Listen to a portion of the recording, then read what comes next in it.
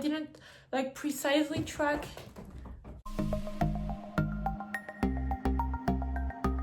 Hi guys, welcome back to the Gifts channel.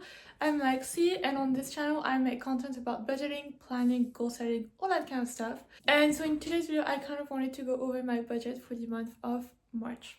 So it's been kind of a while since I made one of these budget videos, just because honestly I was keeping up with my budget very well up until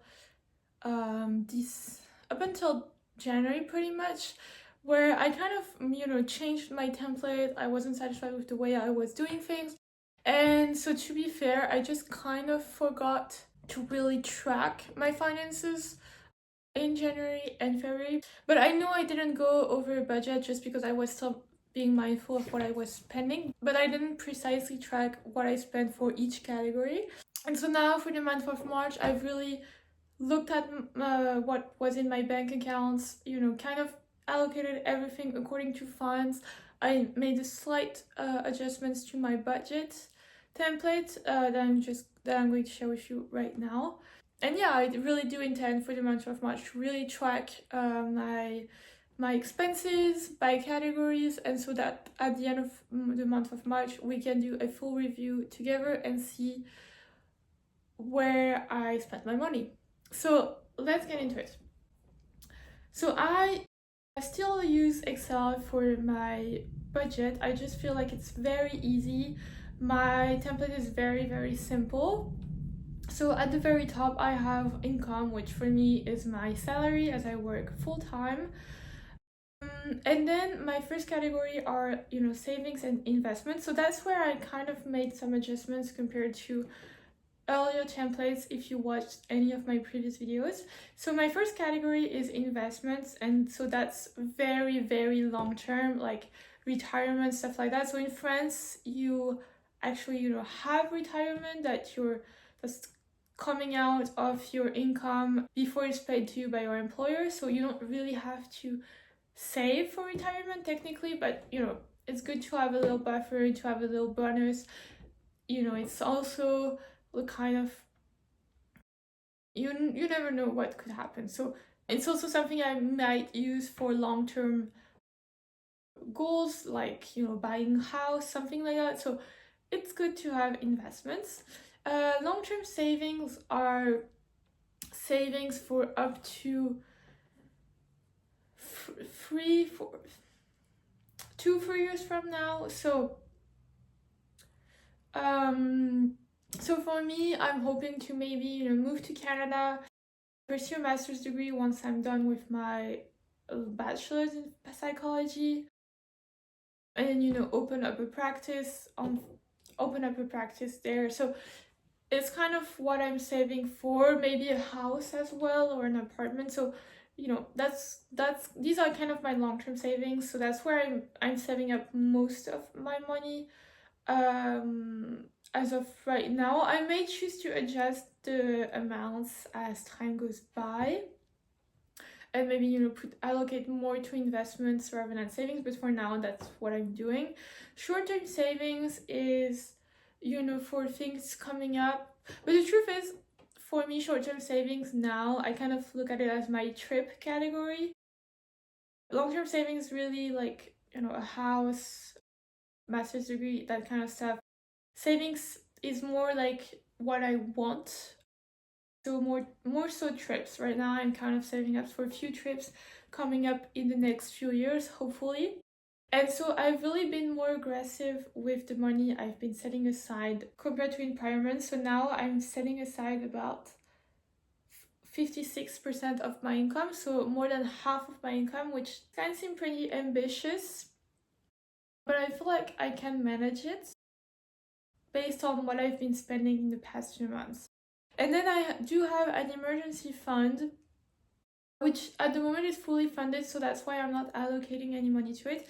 And what I call a big fund, so that's just a fund for big expenses, like for example tech, when I need to renew my phone or my MacBook, or maybe if I want to buy a car one day it's already it's already kind of part of that amount. So it's for a big expense, but not something I would consider an emergency. An emergency is really like, I don't know, I'm at the hospital, I need to pay 10,000 euros, so, which might not happen, but it's, or I'm unemployed, I need to fund my lifestyle for a little while. So it's really for emergencies, and then big expenses that don't occur often but are pretty foreseeable, like changing your computer, fall into the big things. So same thing, it's already fully funded, so that's why I'm not allocating any money out of to it. And so yeah, that's it for the kind of savings aspect. Then we have fixed costs, which honestly, same thing, nothing changes. Rent, insurance, subscriptions, transportation, and phone. These are pretty standard, they never really vary. And so that's 36% of my income, which honestly I feel is very, very low, and I'm really striving to keep it that way because I really like my budget to be more flexible. And then variable costs. So definitely the smallest amount in my entire budget, and that's where I kind of cut the most, to be fair. So I'm going to really see as the months go by if what I've like if that amount is actually realistic. I feel like it is, but like I said, I haven't really been tracking so much and looking so much into detail, so there may be some adjustments that need to be made, and like I said, that's very ambitious, so we'll just have to see. But variable cost, health. So health, 50 euros, that might seem very low. So it used to be much higher because I had like weekly massage therapist appointments, which I don't have now anymore. So I've kind of brought it down to 50, especially since in France, a lot of your health expenses are covered. So even if you pay, then you're kind of reimbursed by Sécurité Sociale. So I feel like for me, 50 euros is enough. And to be fair, it's either below 20 euros if I have no medical appointments, or it can go up to over 100 if I have medical appointments. But like I said, I'm not going to end up paying that whole amount. So I feel like 50 is a pretty decent number. We'll just have to see if we need to adjust it. It might probably go up in the future just because like I'm focusing on nutrition and stuff. And so one aspect of that is supplements and that kind of stuff, and I feel like I would put that in the health category, so it might grow as it goes, but for now it's just 50 euros. Groceries, 89. It's not 90 just because I needed to round out the number based on the other expenses. In France, you have this kind of restaurant card that you pay a certain amount that's taken out of your income, and then your company just sort of doubles or increases that amount and gives it back to you on the restaurant card. It can only be used for food, so restaurant groceries. So I'm trying to really use that as much as possible on groceries. I can't always use it because you have a daily limit of, I think it's 25 euros, and you can't buy alcohol, and it doesn't work on Sundays or holidays or that kind of stuff. But I'm really trying to buy as much of my groceries as possible with that card. And then we have support expenses, which are kind of all the necessary expenses that I need in a month. So if I need to buy cleaning supplies, if I need to go visit my mom, pay for the train to go there, if I need to renew my skincare products, that kind of stuff. So buy shoes to replace mine. So as long as it's kind of a replacement or something I actively need in my life, it goes into support expenses. If it's something I just want, like I want to try a new makeup product, I want to try a new hair care product, then that's in my guilt-free spending budget, which is 270 euros. But if it's something I need, it goes into support expenses. And then social fund, that's for any kind of social activity. So I feel like it may be a bit low. To be fair, I haven't had too many expenses in February, especially because I was really focused on my semi-marathon training, and so to find time to run and really make it a priority, I didn't go out so much with my friends. So it was definitely on the lower end compared to some other months, because I also include gifts in that category. So if I have a few birthdays, that number can go up. So we'll just have to see now that definitely after my semi-marathon in March, I do plan on having more of a social life. especially since it's my birthday in March. So we'll just have to see how much I end up spending, if that amount is enough.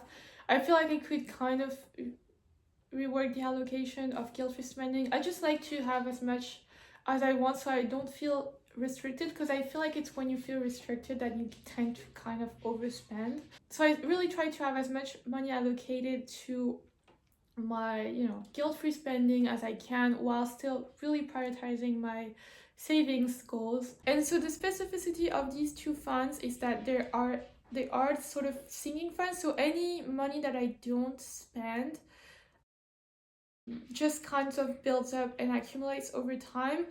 Just because, guilt-free spending fund, social fund, like these are funds that I use for trips, for example, weekends away with friends. So that means a lot of expenses at once. Sometimes do go over that 140 budget, or if I want to buy, I don't know, a pretty expensive purse or something, I can just save up for it. But I put it in the different category because for me, short-term savings is really for sort of bucket list trips, like trips that I absolutely want to take once in my lifetime. This is more so like, okay, me and my friends want to go on a weekend away somewhere. Where can we go and how do we fund it? So it's a lot less amount. And to be fair, I would never let these funds grow to over 3,000 euros each. I feel if it ever goes beyond that, then I would just put the funds back into a savings account or something. So that's it for my March budget. I hope that you guys found this video interesting and helpful, and if you did, please subscribe, and I'll see you guys in my next video. Bye.